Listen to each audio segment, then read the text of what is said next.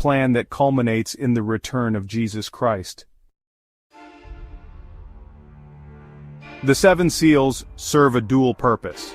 They reveal God's righteous judgment on a sinful world. They also mark key milestones in His divine timetable. Understanding these seals is crucial to grasping the message of Revelation. The seals are opened sequentially, each unveiling a new aspect of God's judgment. They begin with events on earth such as war and famine. As they progress, the judgments intensify, culminating in cosmic disturbances and spiritual warfare. The seals are a stark reminder that our actions have consequences. They highlight the seriousness of sin and the certainty of God's judgment, yet they also offer hope. They remind us that God is in control, He is working out His plan, and ultimately, good will triumph over evil. The first four seals introduce us to the four horsemen of the apocalypse.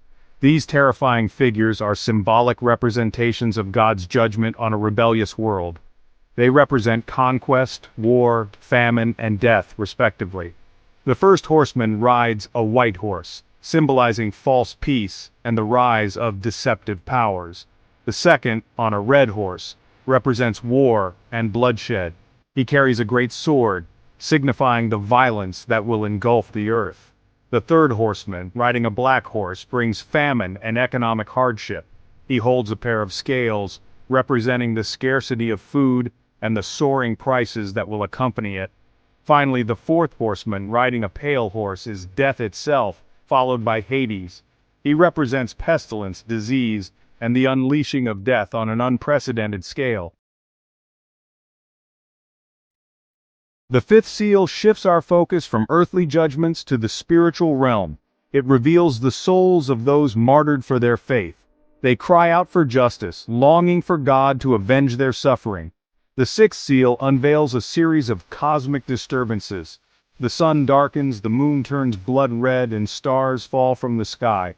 These events signify the shaking of the heavens and the earth, a prelude to the final judgment. The seventh seal brings an unexpected silence in heaven. This silence is not a void but a pregnant pause, a time of anticipation before the sounding of the seven trumpets, which will usher in the final phase of God's judgment. The seven seals, therefore, are not just about destruction and judgment. They are about God's faithfulness to His promises.